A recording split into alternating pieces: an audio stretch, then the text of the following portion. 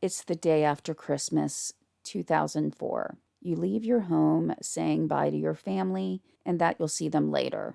You may even add, "and I love you" at the end. You may be wondering what the day will be like. Now that the rush of Christmas shopping has ended, you now have to enter the week of year-end sales and returns, as well as people who may have gotten gifts of a gift card or cash, trying to make sure that doesn't burn a hole in their pocket. Will everybody be kind and patient, or will they be rude and impatient? You're crossing your fingers and hoping for the kind and patient type of customer. The men's clothing store that you work at will probably be quite busy. The only plus side to this is that it makes the day go by faster, but you also try to think about your customers and how much you love working with your coworkers, so you can get through this.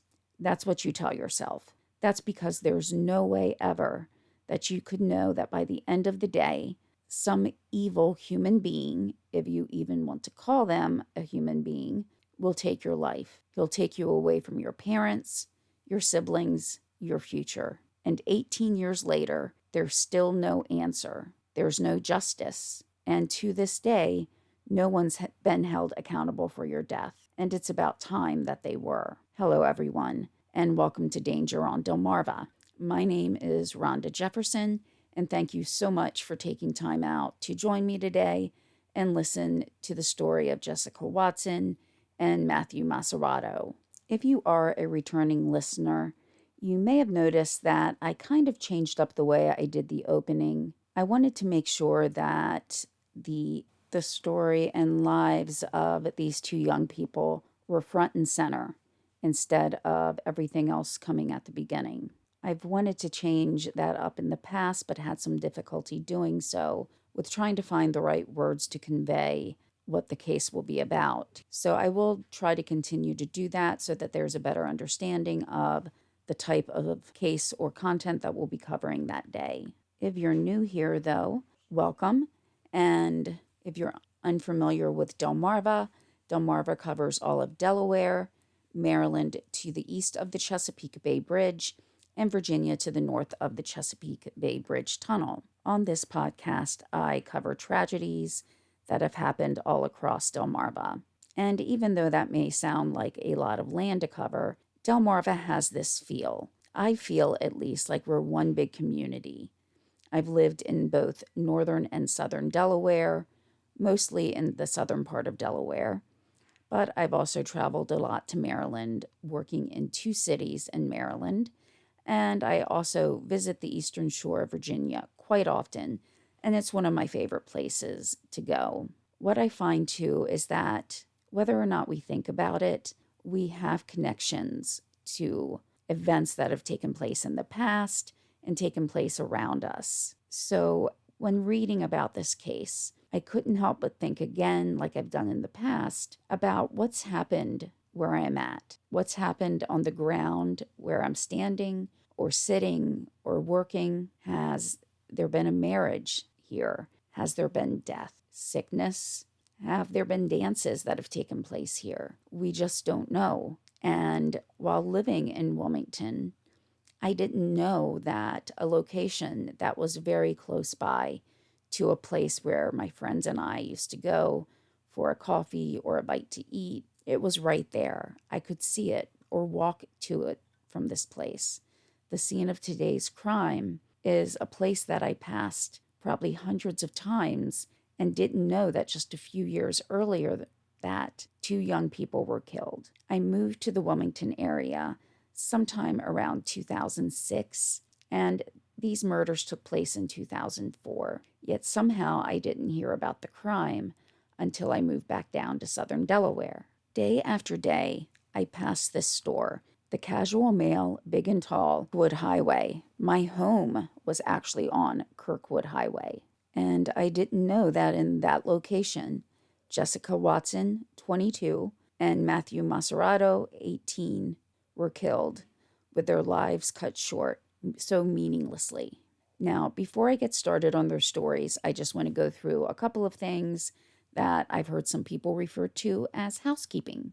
These are things that I just want to cover or let people know before we get into the stories. First is I am putting out 2 episodes pretty close together. Normally they're a little bit further apart, but my last episode was delayed a little bit because I had a small kitchen fire. Everybody is fine. Had to replace a few things in the kitchen, like the hood to the stove and a cabinet. And some things are singed, but everybody's fine. It just kind of delayed things with the cleanup. And even before the actual cleanup and repair began, I'll tell you the day that it happened, I couldn't concentrate on anything else. So that episode came out a little bit later, but I wanted to get this episode out today as it is the anniversary.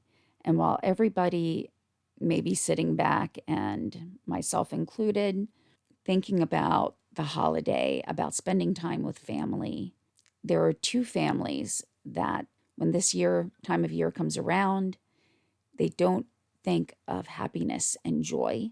They think about the death of their loved ones. So those are the reasons why these episodes are coming out so quick. So if you've not had a chance to listen to the previous one, that was called Perception Equals Reality. And it was a really interesting case from 1922. And looking at that story, there are still things that are relevant to today's crimes. But at the end of the case, we were still left with so many answers. So I just wanted to let everybody know to look for that previous episode.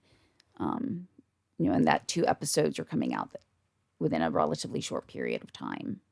Now, some of my sources will be available on any web browser or search, but some of the sources that I used are through a paywall at newspapers.com. I always try to use sources that don't go through a paywall, but sometimes it is necessary. And as this case does go back 18 years, it was more difficult to find the contemporary articles from the time of when the murders happened. So I did have to review some articles from some years back. Because of that, I will put a link to the newspapers.com page in the description of the episode. But after that, I will put the newspaper name and date so that if you happen to have a subscription to one of those newspapers, that you'll be able to access it, in that way. Now, as with any podcast that covers this type of content, there will be discussion of things that some may find upsetting or disturbing. Most of the time, the content on my podcast will include discussions of violence or death, and it may be upsetting to some, so I completely understand. I do sometimes have an episode that doesn't have all of those things in it, so please check back every once in a while and see if I've put out one of those episodes. Also, I do have a little bit of a different microphone setup. I mentioned that in the Perception Equals Reality episode, but I'm still trying to try it out.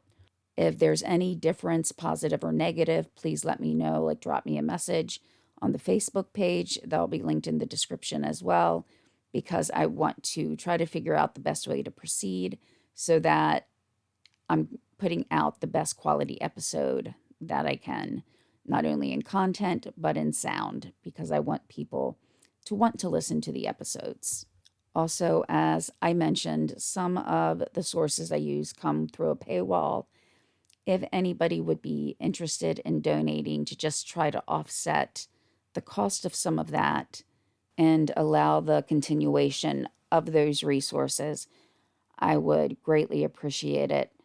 No matter what, I will always keep, though, looking for cases and researching, but that would just help out with some of the cases or tragedies that go back a little bit further, where most of the information is through a newspaper's archive or something like that. I will have a PayPal account and Buy Me a Coffee linked in the description. And another way to support the podcast is to share, like, or leave a review, as that helps make the podcast more viewable to people who are searching for a new podcast to listen to. And each person, whether it's a true crime case or a tragedy or event that happened that affected people's lives, each one of them deserves to be remembered. So I just want to put their stories out there so that people like those in today's stories will have their names remembered, even though their lives were cut way too short. With all that being said, let's get into the tragic deaths of Jessica Watson and Matthew Macerato. It's now been 18 years after their children's deaths, and the parents of Jessica Watson and Matthew Macerato, along with other family and friends, are waiting on answers as to who and why did someone take the life of either one of these young people. Paulette Watson said in an interview on Delaware Online that, quote, "Certainly the pain never goes away. It's like this time of year, you still feel what you felt. It's like the setting of the day, the temperature of the weather. It's just like a reenactment of the day, especially when I put the Christmas tree and lights up. That's the scene I had at the time," end quote. No parent should have to go through the death of a child, much less one at the hands of a violent crime. But these two young people were killed, leaving their families looking for answers.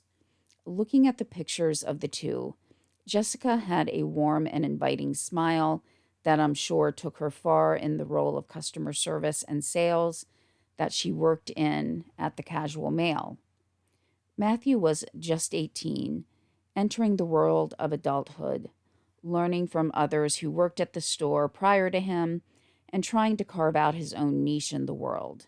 Jessica was attending Delaware State University. She had a daughter that was around 22 months old.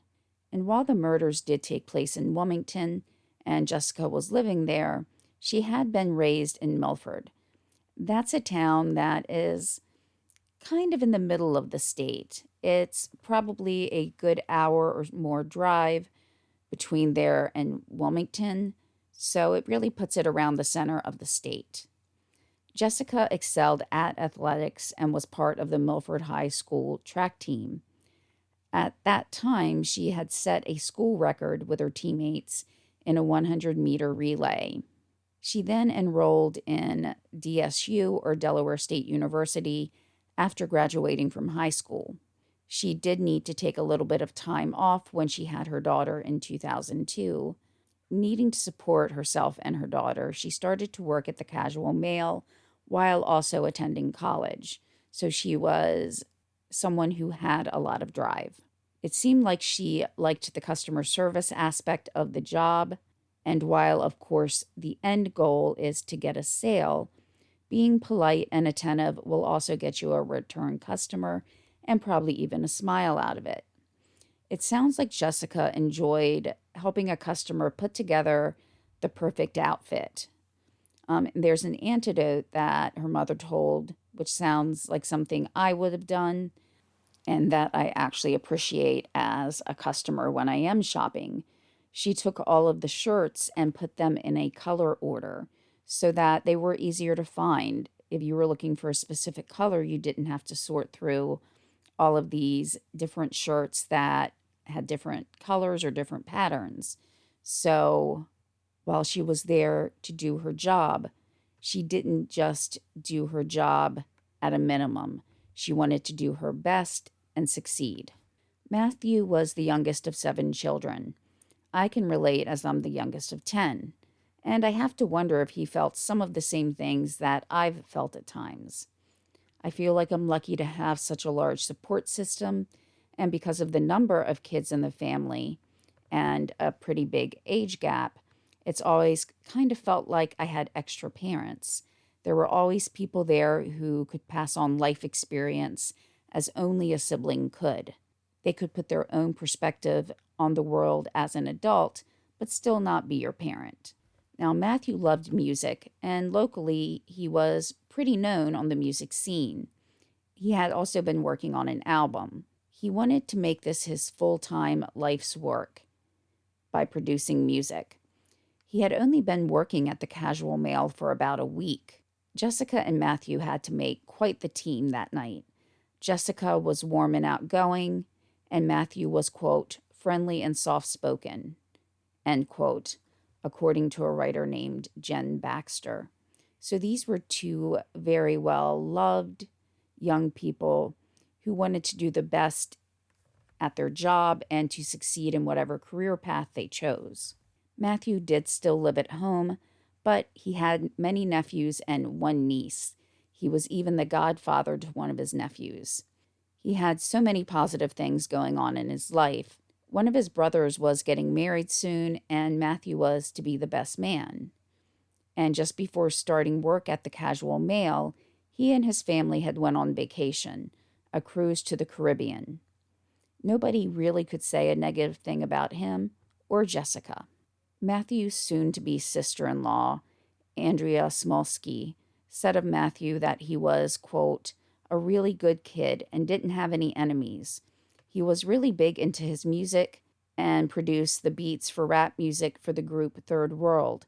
He had all of these hopes and dreams, and somebody took them away from him, end quote. At the time of these murders, Casual Mail had about 500 stores, but the Big and Tall store in Wilmington is no longer there. A human resources representative, Wally Sprague, who happened to be the vice president of HR as well, said that, quote, it's an unbelievably terrible tragedy. Our priority is to provide the families with the support and help them as much as we can, as well as the other store associates who are their colleagues, end quote. But people still gather at the site of the store on the anniversary to try to raise awareness to the unsolved case and to remember the lives of Jessica and Matthew. On that tragic night in 2004, the two young people were closing up when a gunman entered the store. Now, as you would expect for most stores or murders that take place in one, the motive was money. But instead of just asking for money and leaving, the person forced the two of them to go downstairs into the basement. And there, with their backs turned to him or her, he shot them both in the back of the head. Paulette Watson asked a question that I'm sure so many would in that situation.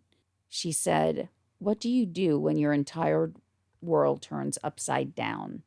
December 26th that year was a Sunday.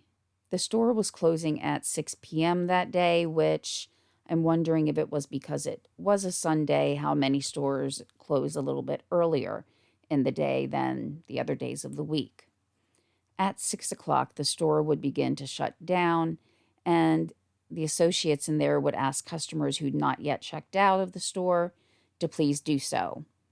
Efficiently, Jessica and Matthew were able to ring up the last sale at 6:02.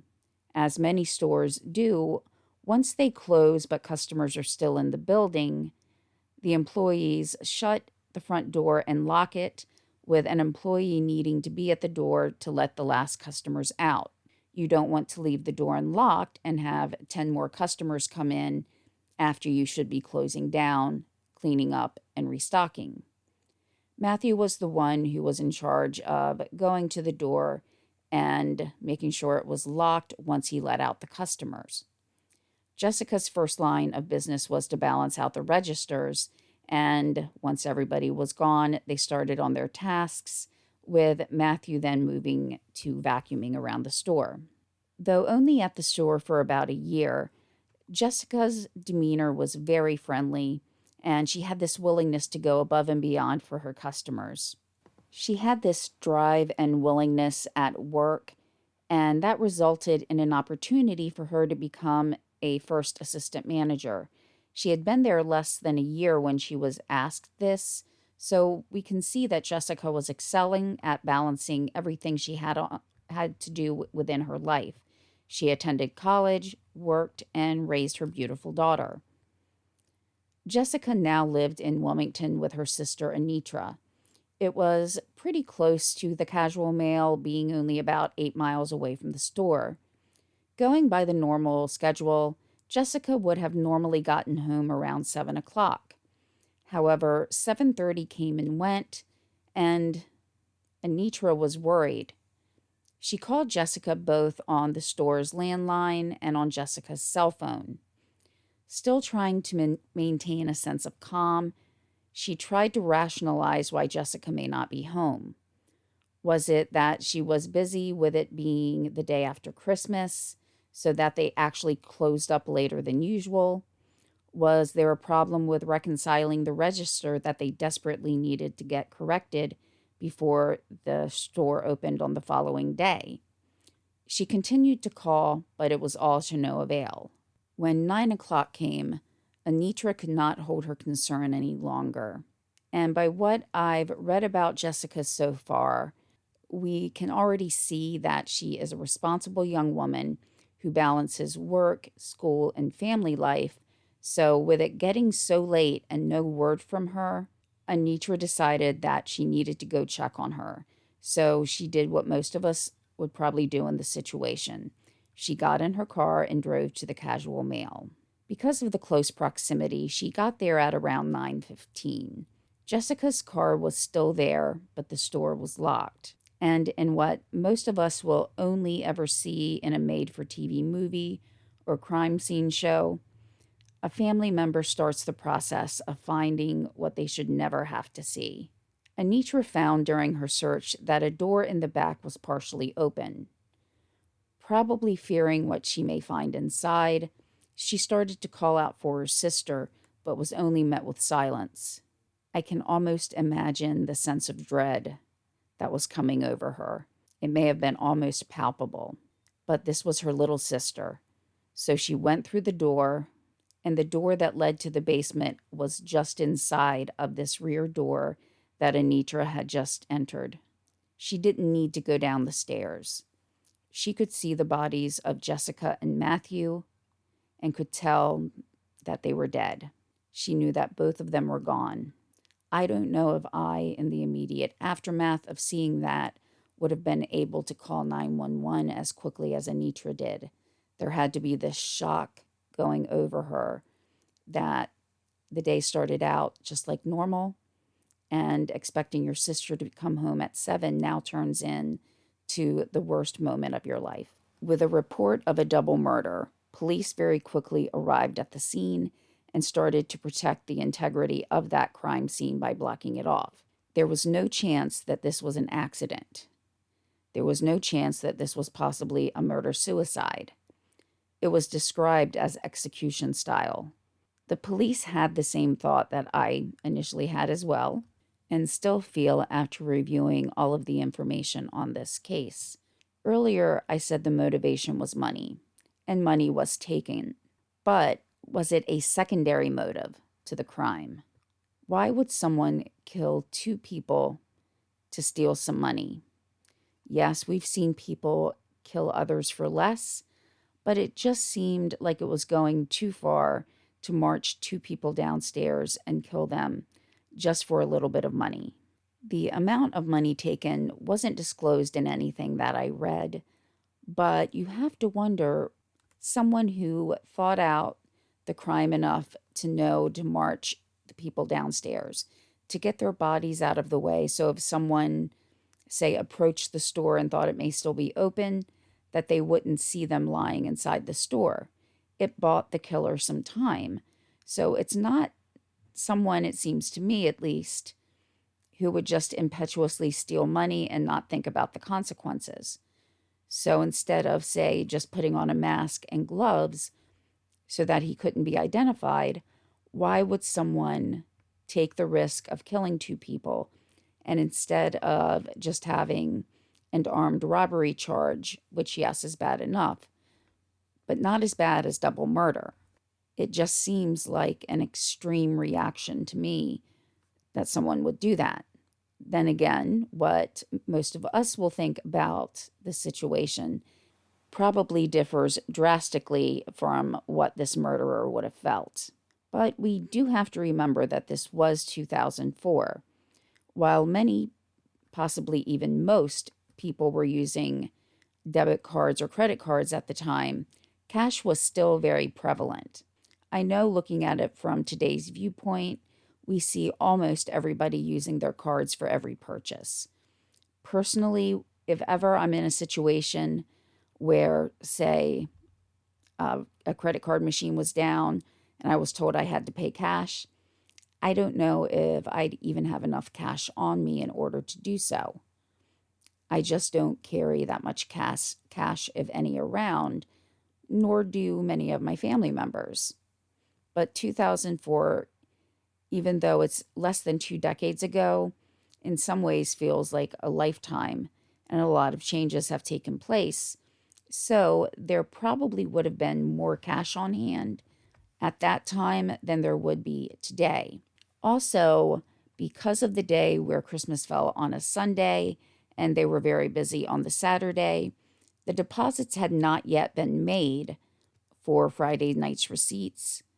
So it is possible that there was a larger amount of money available on hand than normal, and it was taken. But a big clue about what did or did not occur was something that was not there, and that was a mess. The only thing that seemed out of place was the vacuum cleaner that still sat on the sales floor. All of the clothing was tidied up, the trash was taken out, and investigators even looked outside to see if there was a possibility that one of the workers had taken the trash outside and been surprised by a burglar who then forced them back into the building at gunpoint. Unlike today, surveillance cameras were not always available. There wasn't an easily accessible, say, Ring doorbell or a quick and easy security camera that someone could put up on their own. So the Casual Male, unfortunately, was one of the stores that did not have surveillance cameras inside. Doing what we may have seen and heard on dozens of true crime shows, investigators went to other businesses to see what they may have available as far as video went, and to sort through them to see if anything was suspicious, such as a person or a vehicle around the store at that time. They worked tirelessly on the video that they found, even having it enhanced, but all of that was for naught. There wasn't anything on the video that they could find to lead them back to the Casual Male and the double murderer. Most murders are committed by someone who knows the victim. As there were two relatively unconnected victims in this case, with Jessica being older than Matthew, and with Jessica going to school in Milford and Matthew living in Wilmington, they probably didn't attend the same school. And Matthew had only started the job a week before. So there probably wouldn't have been many, if any, mutual acquaintances outside of the few people they knew at work. There was also no clue that anybody had any grudge against either one of the two young people. There's nothing looking at their pasts that would lead anybody to believe that someone would want to murder one of them. But, of course, the investigation would have to exhaust all lines of questioning. Otherwise, that would make this a random crime, which is much more difficult to solve as there's no intrinsic link that leads back to the murderer. But as things were shaping up, it seemed like this was exactly one of those murders that was committed by a stranger. Investigators went through the receipts of the day, both to get a timeline as to when the last customer left and to see if there were any receipts that customers may have used a credit or debit card and could be traced, and to look at their backgrounds as well and see if there were any, alarm bells going off about them.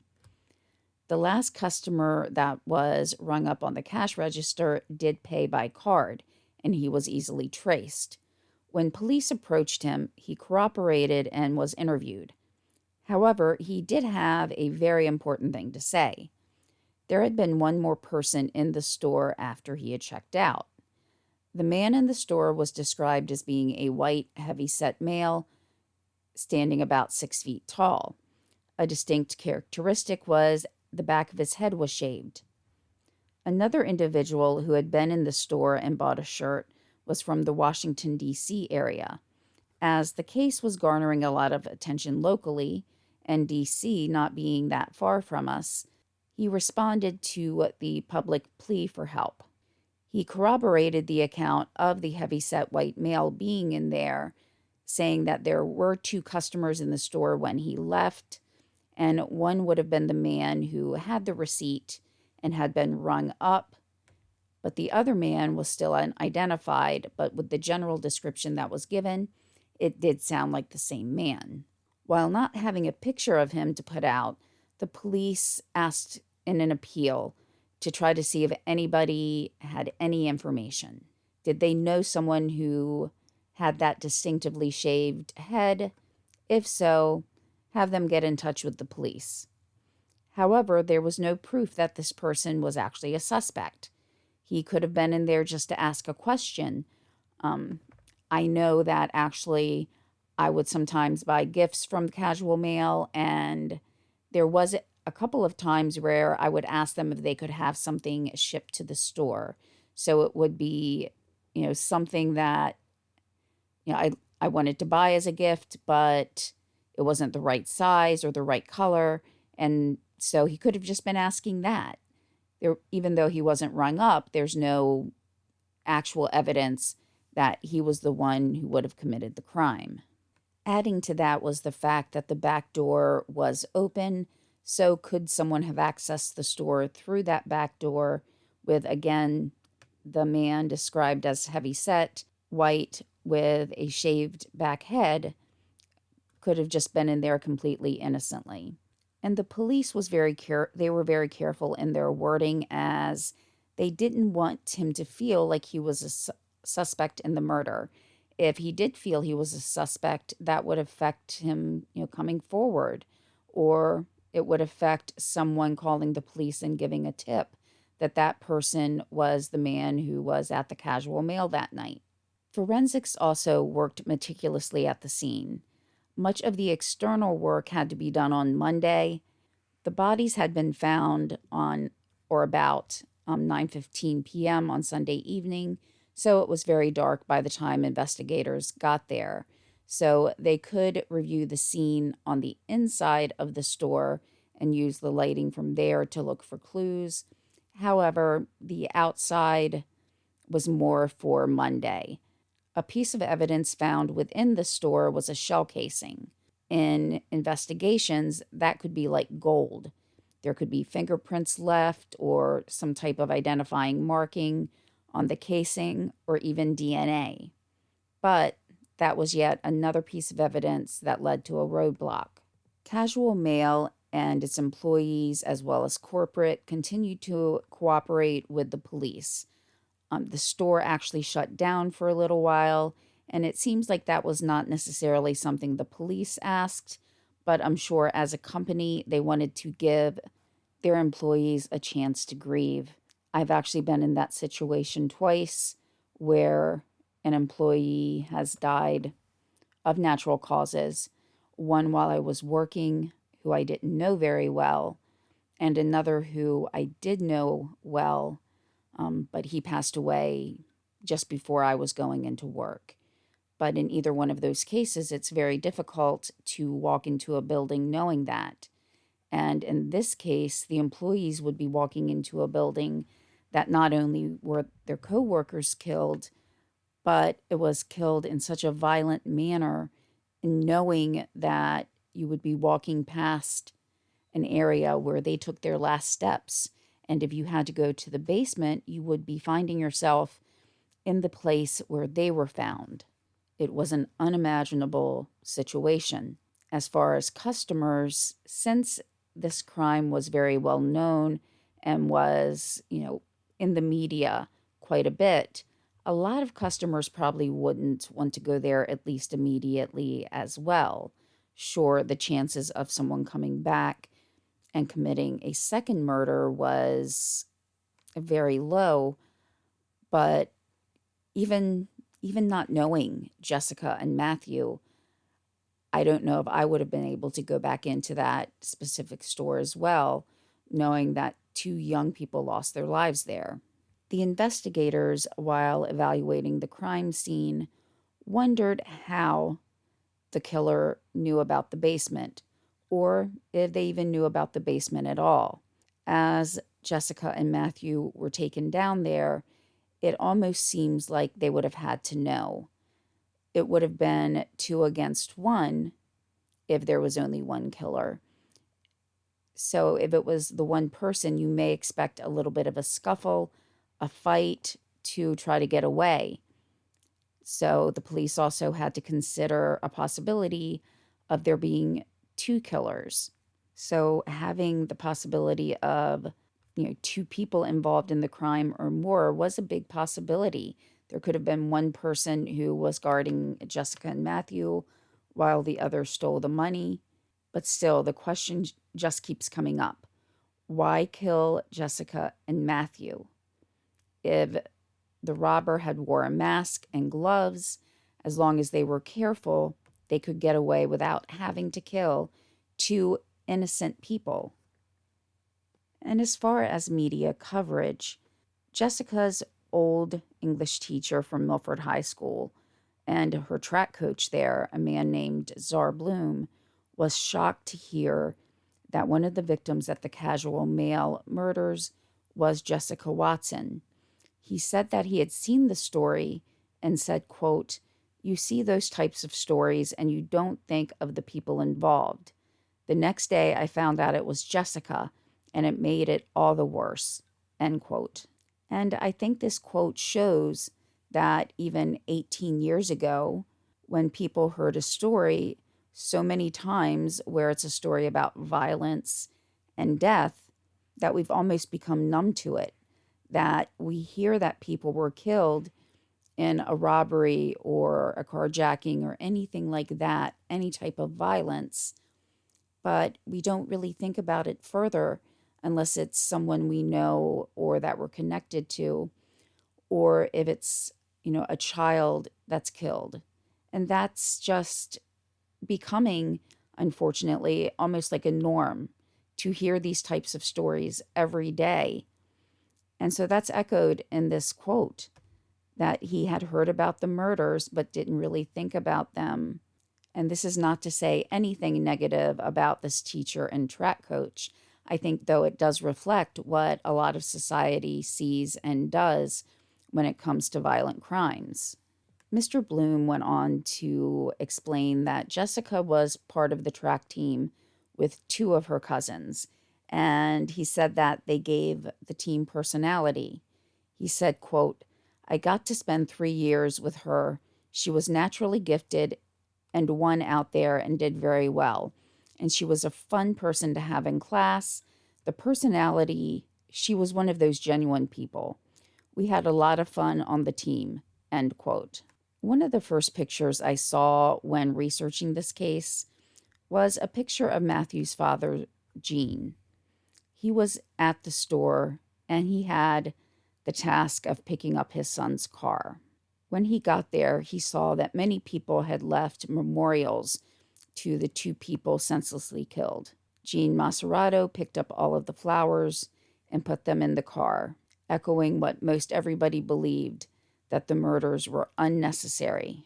Moving forward with the theory that the killer had to know about the layout of the store, as well as looking at past motives for violence in a workplace, they got a list of current and past employees. With looking at information on the current employees and interviewing them, there wasn't an individual who stuck out as a suspect.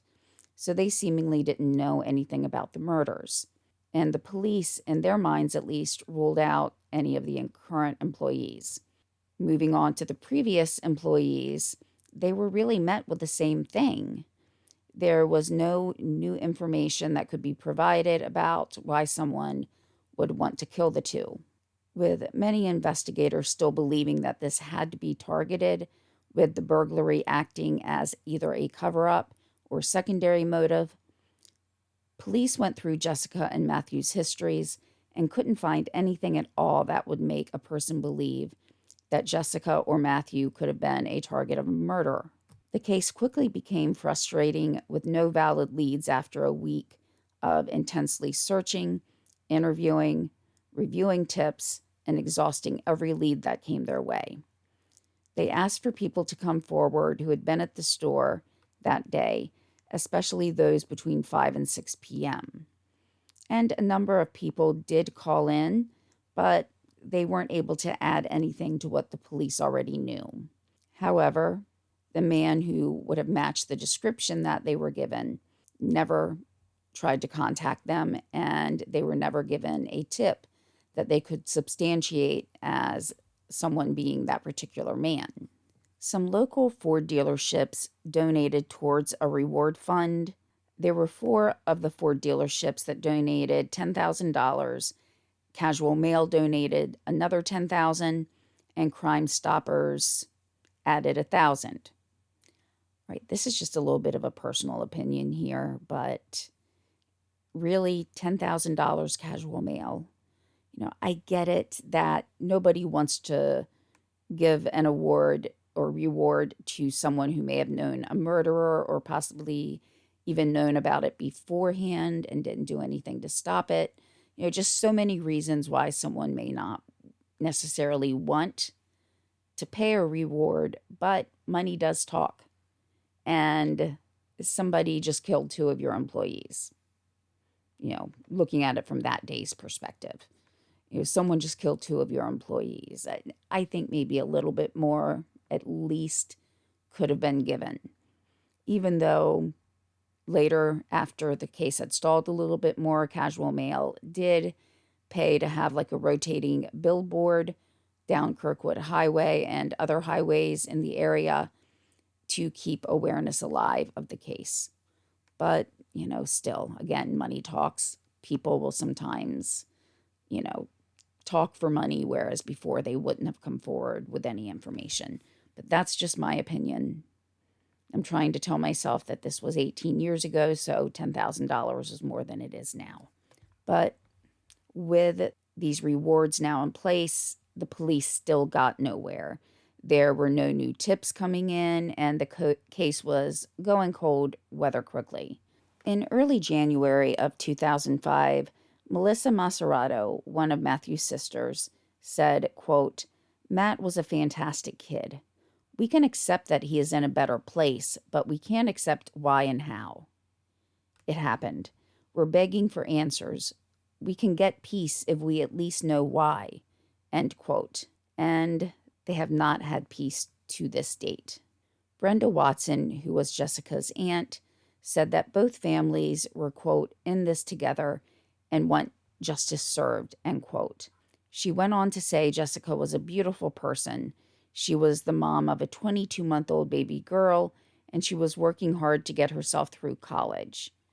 She said that this was just not fair, and that the people or person who did this needed to be found so that they could not destroy anybody else and their lives.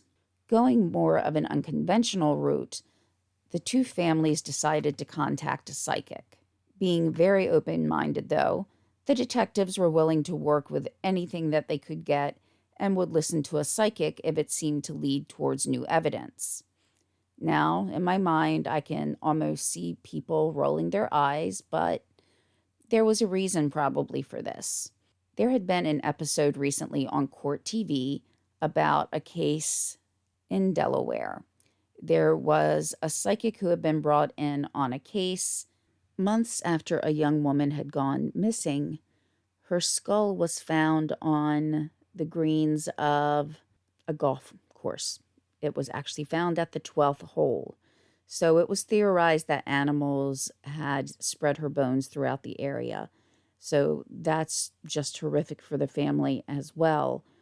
But a psychic, though not giving any leads or specific information about where to find the remains, had said, presumably before the remains were found, that it would involve a green and animals.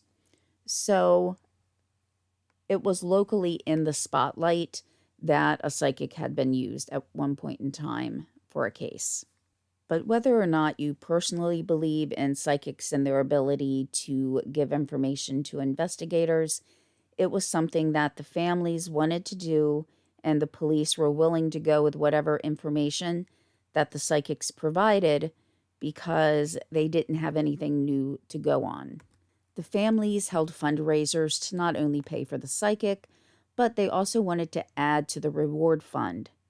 kind of going back to a comment I made previously, was that, at one point the sum total went up to $26,000 after some donations came in.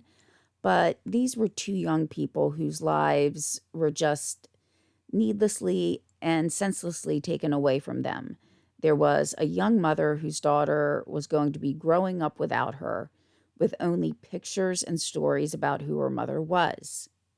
There were nieces and nephews that would never get to see their aunt or uncle smile or hear their voice.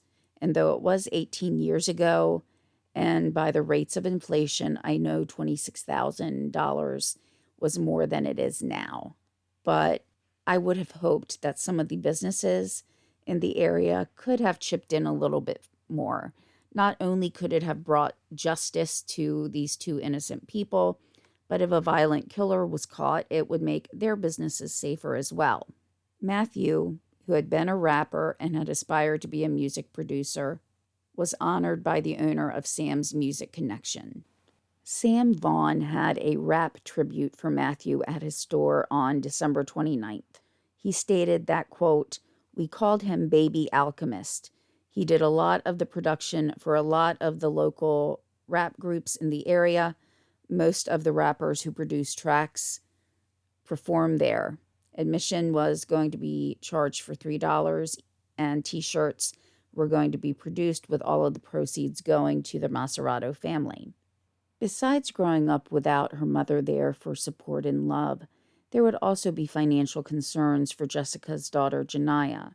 Stepping up for their fallen classmate, DSU students held a spring talent show with the proceeds going towards Jessica's daughter. It was going to be for a college fund, which was very fitting as the fundraiser was being held by a college. Not too long before the murders, Paulette Watson herself was the victim of a violent crime. A previous boyfriend had attacked her outside of her home. He came at her with a knife, and she now carries the physical scars that he left on her. Unlike her daughter's case, though, this criminal was found and convicted. But this was because he was known to the victim and could be quickly identified. While sometimes we hear of rewards for violent crimes being in the hundreds of thousands of dollars, those are pretty rare. Those are the cases that you hear nationwide coverage for. But for Delaware, as the reward reached now $34,000, it was one of the biggest that investigators had ever worked with. But still, there were no tips coming forward. When the 1-year anniversary approached, a vigil was held outside the store. Both mothers pleaded that someone would come forward and provide information that could identify the murderer. Delaware State Police reached out to the FBI as well. Now, I do have to say that in some of the cases I've done, the police or different law enforcement agencies are not afraid to reach out to other agencies for help. Though I know this can't be said about every agency or department, it does seem like a lot of the stories that I've researched, the police will either call in a larger department or the state police if they're not already involved. And in this case, the state police asked the FBI for help. And they did provide information from a profiler who said that he determined, quote, "The murderer was very violent, remained cool, and collected under pressure, and had not lingered at the crime scene after the killings." The profiler also added that he believed the murderer was someone who was affiliated with the store, or at least had a familiarity to it. Now, that was paraphrasing, that last part was paraphrasing, and I decided to use the word affiliated rather than employed, because it could be someone who was not necessarily employed by the store, but someone who was familiar with it. It could have been, say, an employee's friend, and that friend came to the store a lot of times to hang out. Yes, I know you're there to work, but I think most of us have probably had a job if we worked in retail that a friend has come to visit us and we end up hanging out.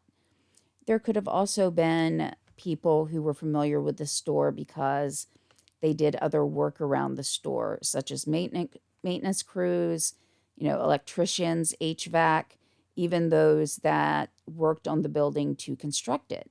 And so while I do believe still that the murderer had an affiliation with the store, investigators could not completely rule out the possibility that it was random.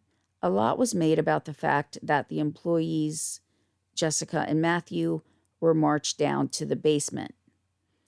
But when I'm looking at this aspect, I have to think back to when Anitra found Jessica and Matthew. The rear door was open, and she could see the basement before she had to go too far into the store.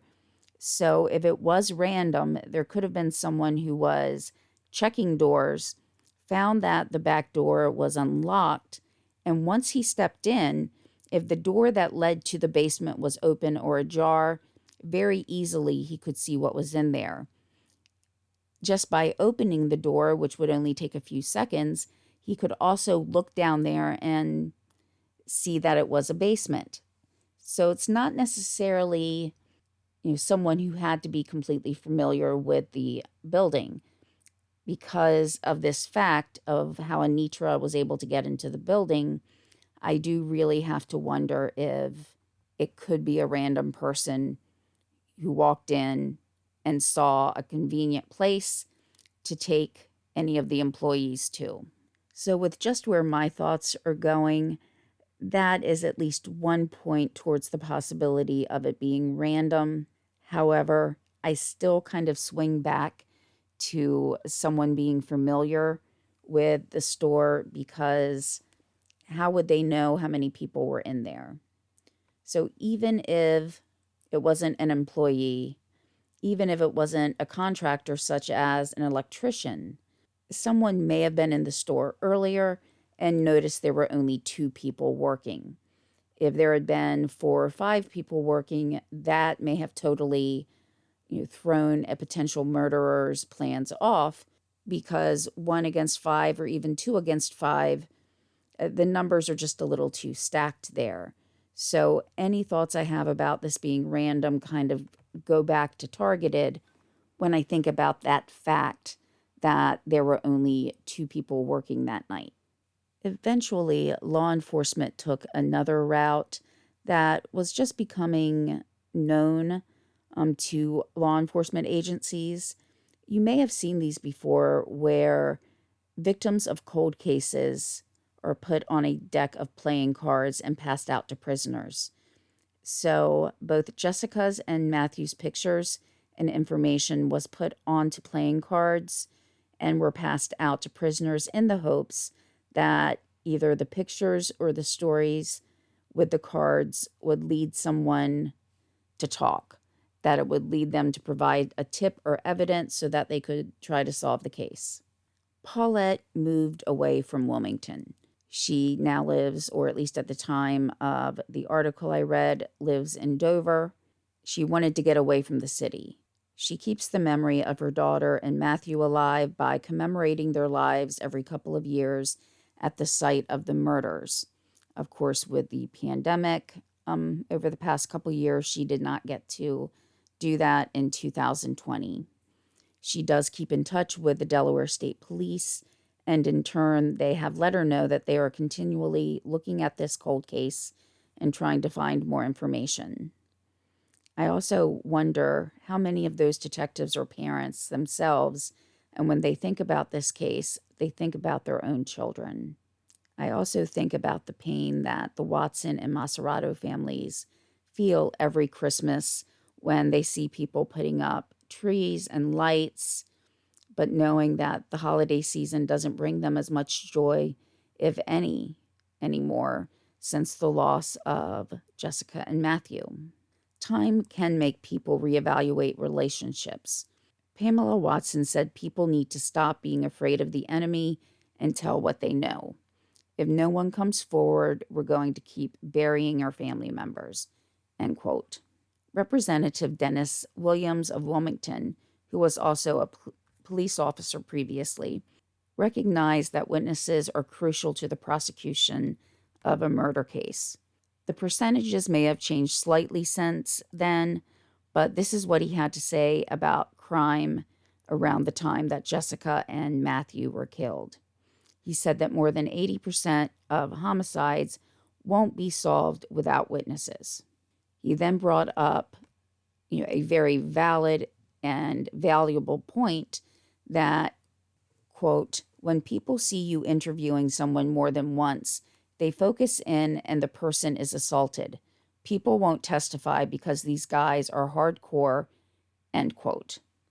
So it does take someone incredibly brave to come forward to report a crime, especially something like an assault or murder, because if someone was capable of those violent crimes, what could they be capable of in the future, including violence to you, the witness? Depending on the case and situation, though, there are actually funds administered by the Attorney General's office that can offer protection, or even in some cases, having something comparable to the Federal Witness Protection Program.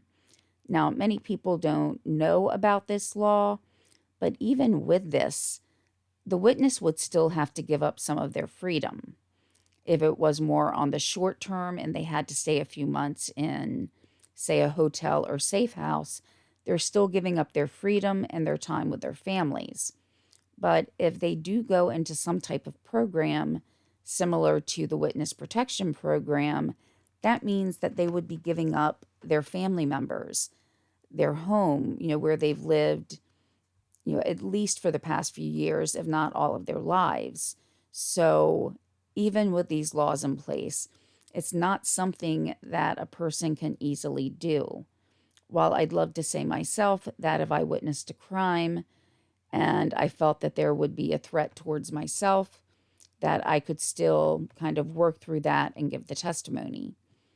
But I don't think any of us can say what we would do until we're in that situation. So while it's great that this law is in place and that it's recognized that witnesses can be intimidated, it's still not done without the witness giving up a lot of their own personal freedoms and things that they love and people that they love. So unfortunately, it's not that easy to just say the witness can go or should go forward and give a testimony if that person's life is in danger. At the time of an article that I read in 2005, police said they had 5 murders in that year, with only one of them being solved. In the previous year of 2004, police had solved 13 of 19 murders. And again, going back to 2005, nationally, the clearance or solved rate around homicides was around 71%. When it came to Wilmington cases, the Wilmington police did say that one of the main issues was the lack of cooperation from the public. And again, while I'd love to say that if I were to witness something, I would come forward immediately, I don't think any of us can say that we would unless we were in that situation. The one case that had been solved in that year was the case of Stephen Cleveland. While the family was working on fundraisers to try to get a reward for Mr. Cleveland's terrifying case, it was actually solved. Stephen Cleveland and a friend had been walking when they were ambushed by 3 men, 2 of them having guns. They were told to strip down. Now, Stephen did not want to, but his friend did. And that friend was able to run away and get away from the men, even though he was undressed at the time. But Stephen refused to undress. And he was shot for that. He was taken to Christiana Hospital but died there. Police were able to quickly identify at least one suspect who was arrested for other crimes, and the other 2 men were in hiding. Stephen's sister said that she could see one of the wanted men going to his aunt's house, but they never seemed to get him because nobody would contact the police and let the police know that he was there. So it was possible that A murder victim's sister would see someone wanted in connection to the crime and that person not be caught and put away. So I am going to try to do my best to find more information on this particular case and, just find out if the other two were ever found or arrested, and what happened to the one that was in custody. Wilmington has one of the highest murder rates in the country. Out of every 100,000 people, 44.2 were murdered. However, when those numbers are calculated, it's based on the number of the population being 100,000. If the population is less, then the actual number of murders would be less than that 44.2. So the actual number of people killed was 31. Still, what this number says is, on average, if there had been 100,000 people in the city, 44.2 on average would have been murdered. This shows that for a relatively small city, it has a very high rate compared to the 6.5 per 100,000 average for the nation. So let me just repeat those numbers again. National average, 6.5 per 100,000. In 2020, Wilmington, 44.2. There was also almost 1,600 violent crimes reported per 100,000, and the national average was 399 per 100,000. So that's 4 times the number. This means that Wilmington ranked 13 in the nation as far as, dangerous cities or the highest crime rate. Surprisingly as well to me, Dover, Delaware, which is the state capital, was ranked 49th with 9 murders for the year. But using how the averages are calculated for a crime index or crime numbers, that means if there had been 100,000 people that lived in the city, on average, there would have been 23.4 murders with 856 violent crimes. And while the total number of murders and violent crimes are not available for 2022 yet, a website called bestplaces.net does a crime or violent crime index to compare cities. Wilmington in location is very close to Philadelphia, Pennsylvania. But when we look at violent crime, Wilmington actually has a higher average. Based on the index in place on bestplaces.net, they calculate a crime index from 1 to 100. 1 would mean you're very, very safe on the low end of a violent crime spectrum, whereas 100 is the very worst. So you don't want to be at that or close to that 100. Bestplaces.net uses the FBI database to calculate these numbers. So far in 2022, Wilmington has an 80.1 violent crime index. So again, 100 is very bad. Wilmington is 80.1. This is a number that you don't want to score higher on. But Wilmington is at 80.1. Comparatively, Philadelphia, probably a city that you hear more about in national news, that they're considered a large city, their crime index for murder is 50.8. So that's Wilmington's about 30 points higher on the index, but the average for the United States is 22.7. Looking at nonviolent crimes, such as property crime, Wilmington has a 68.7 compared to Philadelphia's 46.6.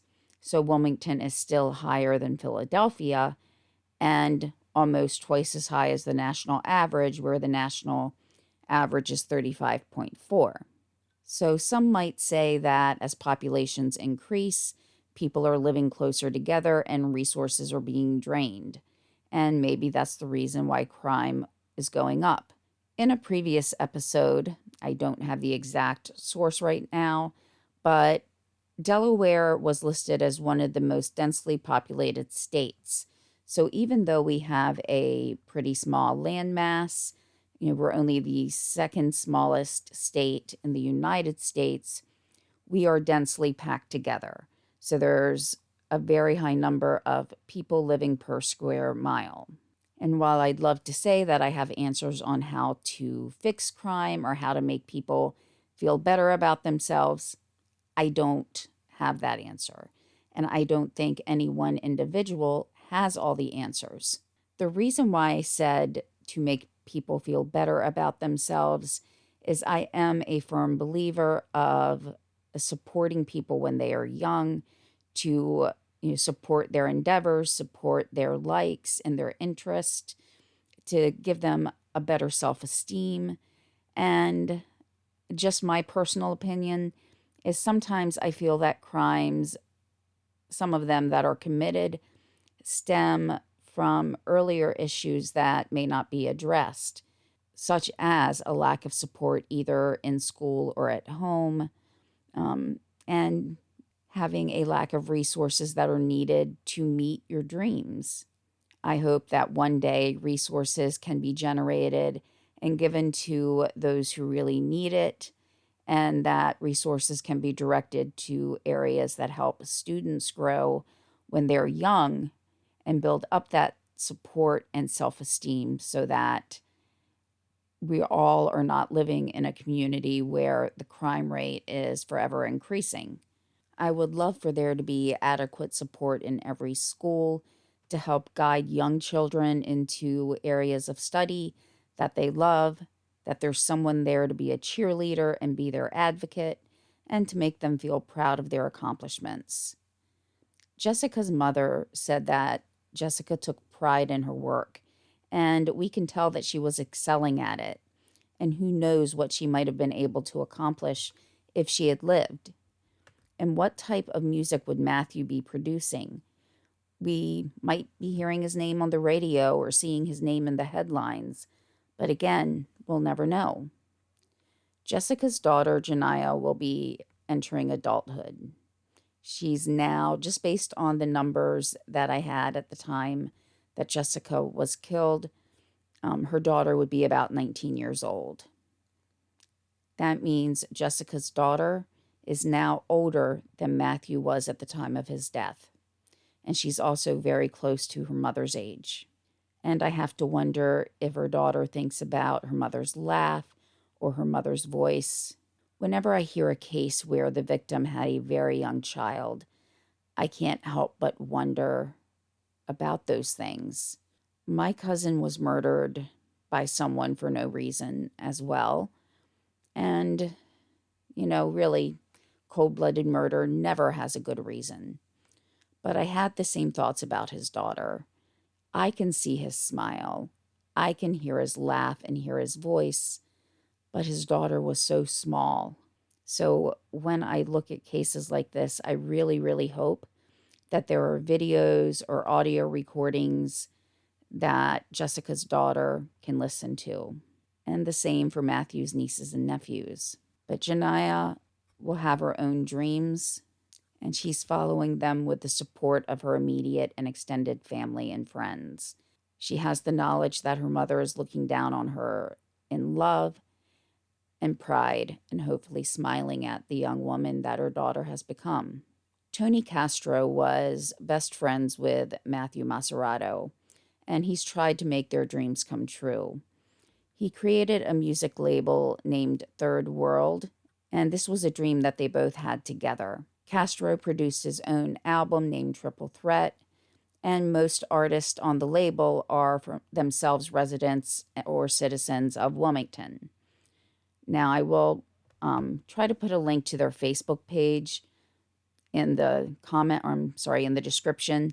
There is another Third World label, but that is out of the UK. This one is out of Wilmington. The difference that I saw when looking at the logo or information is that the one in the UK, Third World, is spelled as two different words, whereas the one that Tony Castro is talking about is all one word. But he's trying to keep his friend's memory alive by opening that label. In cold cases, they're not unsolvable now. Looking at Wilmington alone, there was a conviction of a 2013 murder in 2019. And while, yes, the difference in time frame is much shorter, only 6 years as compared to the 18 years it's been since Jessica and Matthew were killed, but that case shows that things are changing. There's more technology than ever at our fingertips, and maybe one day, through the help of a tip from someone, that can maybe lead to evidence that we wouldn't be able to obtain 18 years ago because we have newer technology. Maybe with other advancements in science, one day these murders and hundreds of other murders can be solved across the nation. In many of the articles or items that I post in the links, there will be either a phone number or a website that you can use to provide a tip if you do happen to know anything about the case. In some of them, a detective named Mark Ride is listed as the detective in charge. However, I did email him previously to ask if there were any things that he wanted to emphasize on the case, but he referred me to another person. He didn't give the email, so I had to try to look it up, and I've not heard back after a couple of weeks. So, just for the sake of this episode, go with the website or the phone numbers listed in the resources that I put in the description, because as far as Mark Ride, he is now not with that particular unit. So at least with the phone numbers and website, we do know that it will get to someone who is able to review the information that's provided. And again, I do know it's very difficult to be in a situation where you may be a witness or know something about a violent crime. You know that someone has committed these crimes, and if you testify, what might they do to you? And I can't imagine being in that position. So I really hope that someday soon, if you are in the position to give evidence or a tip about this case or any other cold case, please let law enforcement know of your concerns. Ask about anything that they can do to try to protect you as a witness. And through this bravery and these brave actions, we can try to make the community a safer place. Thank you all for tuning into this episode. When I first started looking for information on this case, I didn't know if there would be enough to cover an episode. So the more I got into the research, though, the more I was able to find. Things just kind of led to different resources. So the most important thing is I'm glad that I was able to find information specifically about Matthew and Jessica. In a lot of cases, there's hardly anything about the victims. So, I'm just glad that there was information out about their personalities. And, that way they're not just a name or a number. They are the individuals. They are the daughters, the sisters, the brothers, the uncles, people who've been taken away from their families far too soon. So I think this will end the episode for today. It will probably be about 2 weeks before I have another episode out. There's a couple that I'm working on, but the next case or episode probably won't be a true crime. It would be a tragedy or disaster case, because the last two that we have had been murder cases. If anybody does have any suggestions, I will be leaving contact information in the description as well. So I leave a lot of information in the description. So if you ever, need anything or want to look up anything, there's a ton of info there. I hope everyone does have a safe week, and I hope everybody had a safe and happy holiday if you do celebrate a holiday. And I look forward to talking to everybody soon. Bye.